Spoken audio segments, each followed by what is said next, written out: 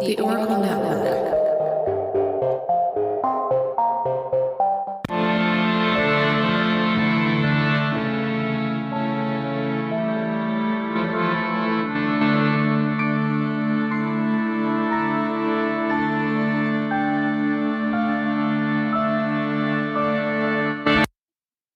Hello and welcome to a special mini-sode of Ye Olde Crime, the show where Maddie and I discuss the funny, strange, and obscure crimes of yesteryear every Wednesday.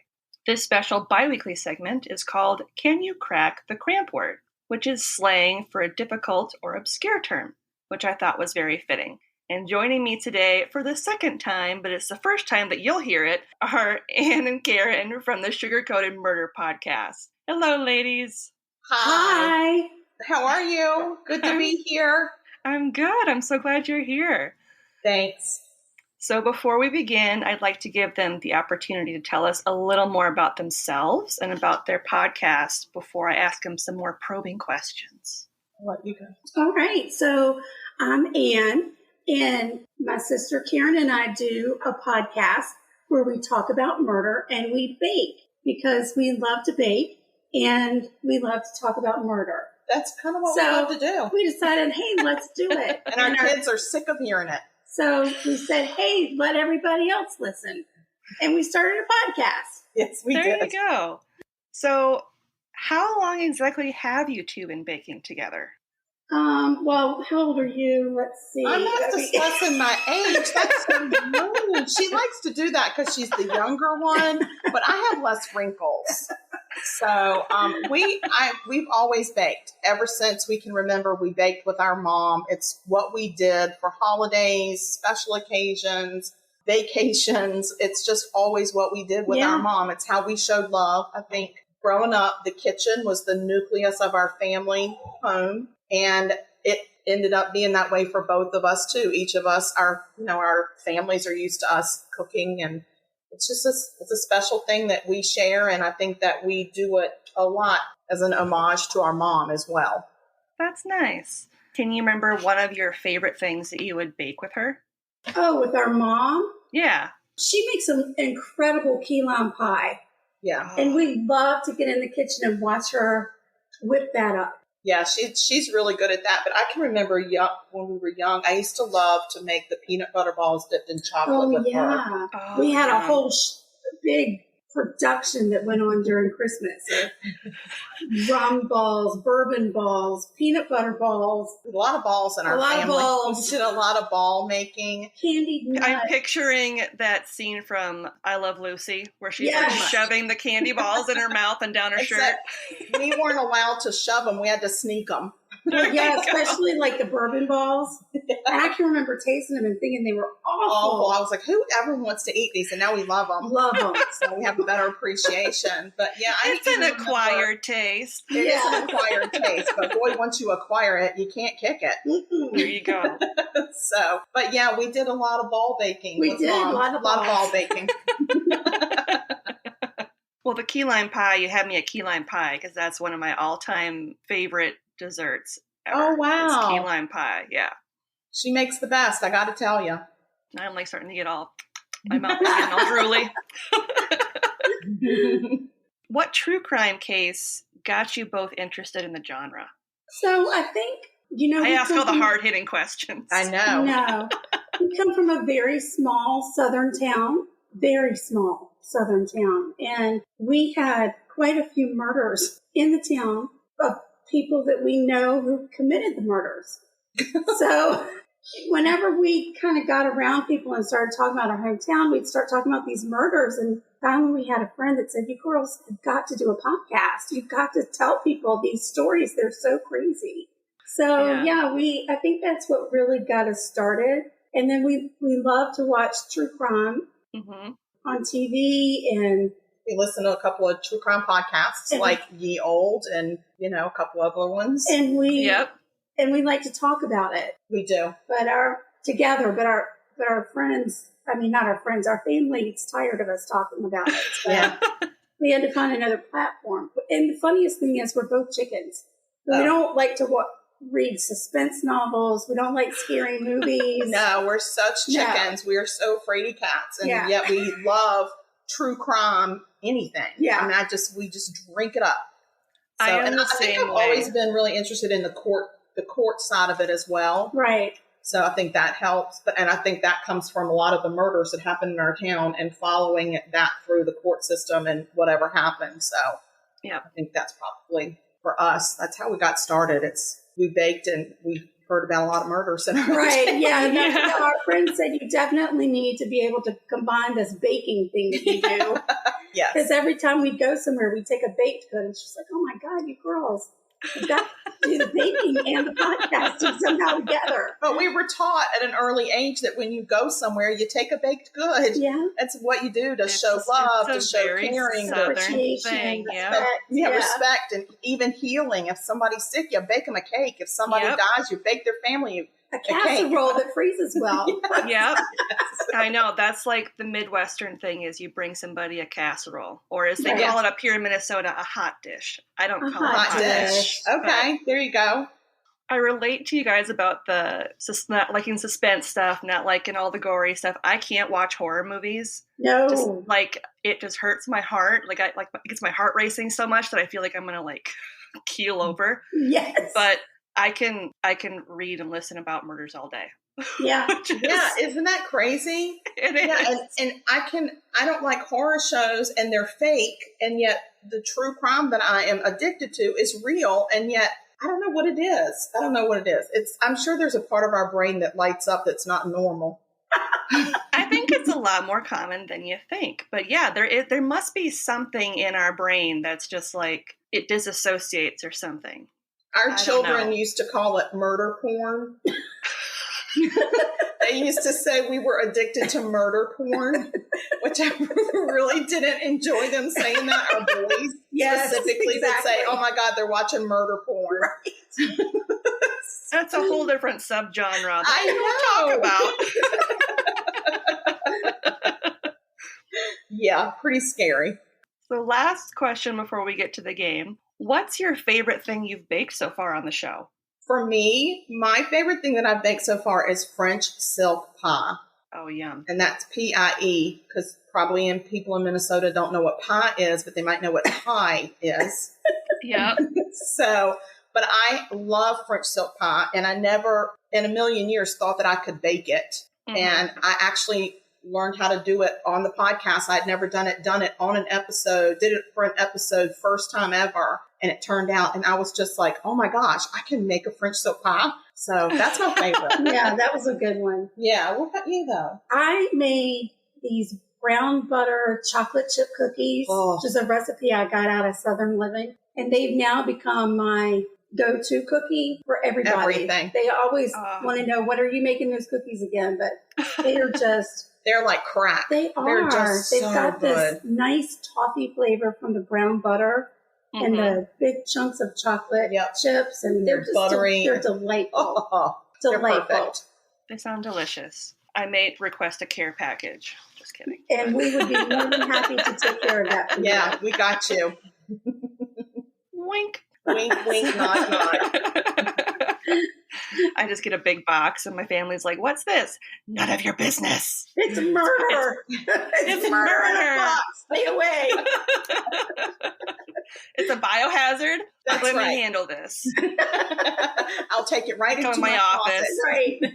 Yep. I'm just hiding in my office, just eating it, just bear clawing it. Nom, nom, nom, nom, nom. Yeah. Don't look at me. All right. Are you ready? I think for so. some Victorian slang? All right, we're ready.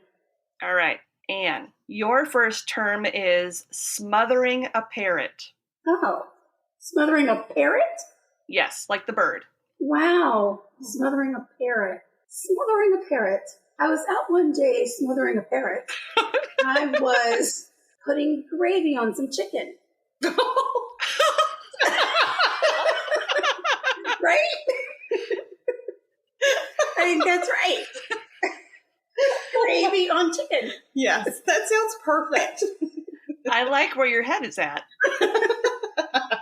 It is actually a term for drinking a glass of absinthe neat. Wow. Wow. Oh, Wow. gosh. Wow.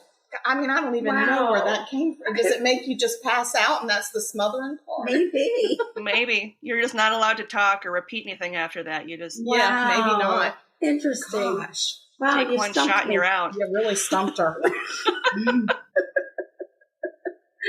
So, Karen, Mm-hmm. your first term is a good voice to beg bacon. A good voice to beg bacon? Mm-hmm. I'm going to say you're a pig farmer. Yeah. And you call the pigs in. That's all I got. I like that definition better than what it actually is. Uh-oh. Uh-oh. It's don't quit your day job. Oh. Wait, what? So when I want know. to say don't quit your day job, I should say you've got a good voice to beg the bacon. What do you do with the bacon? You got a good voice to beg bacon. Good voice to beg bacon. Don't quit your day.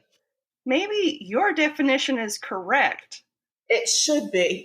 But so they're saying don't quit your day job because that's what you'll end up doing. Is calling in the pigs. You'll be calling the pigs in. Well, that might make sense. Wow, yeah. I So feel you like were I close. got You're very 50% close. credit Yeah, right there. you were I'm very, saying I very got a close. I'm C giving you a plus on. half point for that. I think Nice. yeah. Thank you Half point. so Look much. at us winning. Thank you. Mm-hmm. We love that. Yep. Anytime I can get charity, I appreciate it. So your second term, Anne, is bow wow mutton. Oh, wow, Mutton, you ugly hag. Are you saying that to me? Yeah, I think that's what it means. Oh. Wow, Mutton, you ugly hag. You ugly hag. Good Lord. Right? So fierce. It's like, You just like came out with that right away, like you were just saving she it. really spit that right out of her mouth. Because I know that's what it means. Okay. I am half Victorian.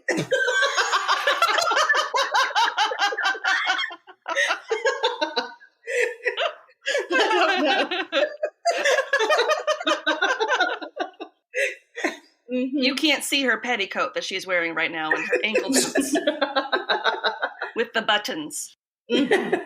It's actually a naval term that refers to the meat being so bad that it might as well be dog flesh.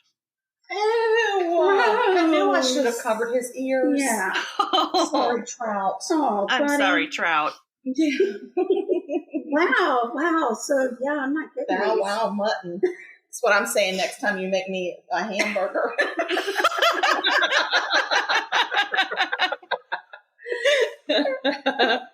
So, Karen, your last term is fly rink. Fly like the creature, the bug, and then Okay. rink like a skating rink. Fly rink. All right, you Fly got rink. this. Fly rink. You know what it means. Remember, we were just talking about it. Remember? Because I'm the other half Victorian. Right. So 100%. Fly rink. fly rink would be, it's where it's oh, I know, I got this. Oh, It's yeah. when the ice rink is so icy and slick that you just fly right around it. Well, I think it has something to do with honey. This is not your word. Oh, sorry. I mean, You seriously. get more flies with honey, fly, and a rink. You say your thing. I did not. It's true. Go with the fly in the around the ice thing. Silly. Unfortunately, Oh, it's an 1875 term for a polished bald head.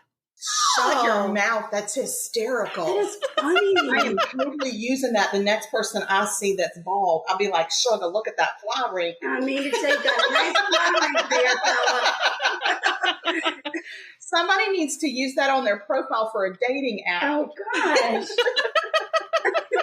I totally dig that guy. I would totally date you if you have a fly rink. Yo, man, your rink is fly. Now you've gone to a whole smooth. different century. Just modernizing. No, you're modernized your Victorianism. Yes, has to be done. Rink All right, is well, we so did fly. really good. Look at us go. I mean, I think we were good. We got a half point. You I did. mean, I'm sure that's Please. more than most, right? Sure, Yep. say yes, Lindsay. There are some that like strike out completely. So Yeah, and if you came up with another half point, we got a whole point, you might get a care package. I'm just saying. Well, you did get the Rink part right, because if you think about it, the bald head would be like Shiny and slick. where the flies would just kind of like slide around because it's I all agree. smooth and polished. I totally think, you just won a key lime pie. Woo! Key lime pie through the mail. I'm taking it to her. Oh, you go, girl. Yes. I'll put it in my little purse and I'll just scoot right through. Good luck. I couldn't even get peanut butter through TSA. You couldn't. I don't know. I'll pack them in a Pringles can and individual. No, I don't know how it's going to work, Lindsay. I might have to just come to your house and make it for you. There you go. And that sounds like I'm stalking you. So I don't know. You guys are welcome anytime. Anytime. Not you. Wait, no, she said you guys. I think, and where she is, that means y'all. Oh, yeah. Yeah. Y'all are welcome anytime. Trout can come too. Oh, Trout, you got an invite, buddy. You're not going. No. We're not going to take you through the airport. No. And he's not passing as a service dog because this dog needs a lot of therapy. I'm his service human. Yes, you are. Well, I would like to thank Ann and Karen for joining me today for Can You Crack the Cramp-Word? And before we go, can you tell our listeners where they can find you on social media? Yes. Yes. Go ahead, Karen. Okay, Ann. We are on Instagram, and it's at Sugar Coated Murder. That's the easiest place to find us. We have Facebook, we have a fan page and all that kind of stuff, but our biggest following is on Instagram. We're on Twitter as Sugar Murder. I don't even know how I picked that name, but whatever. And people can email us as well at murder.sugarcoated@gmail.com. There you go. Yep. And we're on all your listening platforms. Do you take listener requests for like recipes and things like that? Absolutely. Recipes, murder cases, everything. Yes. We really enjoy the challenge of somebody sending us a recipe to try. Okay. Yep. I'll keep that noted. Yes. Maybe I'll send us a you challenge. I'll send you a challenge. Oh, Lord. Don't let it have anything to do with any kind of mutton. No. I was just going to say, I promise it won't have anything to do with Bow Wow mutton. It might end up Bow Wow mutton at the end. No meat pies, I promise. No, please don't. And on that note, as always, I'm Lindsay, and I'll see you next time with another tale as old as crime.